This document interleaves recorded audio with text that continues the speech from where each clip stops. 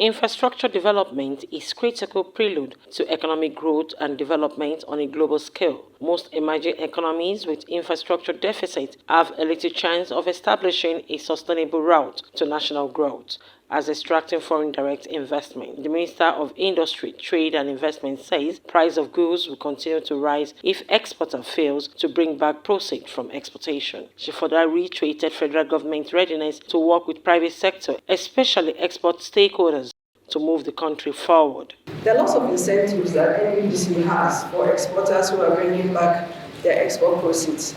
If you don't record your export, how do you get access to those incentives? On the other hand, we've also seen sharp practices from those who even record and over-record or over-declare what they export.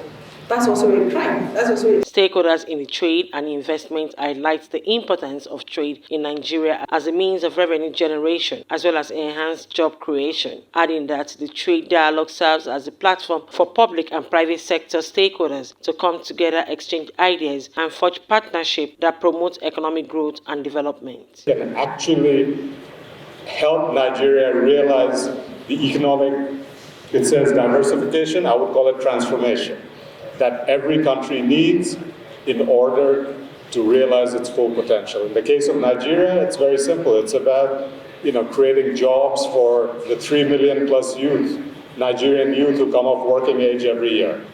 And trade is key because Nigeria is not an isolated economy.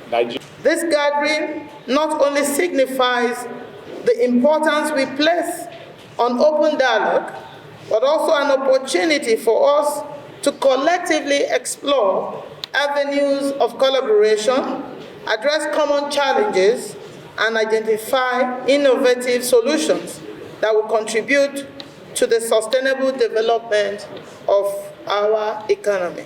Is that trade is complementary to manufacturing, because if we manufacture goods, we need to sell these goods.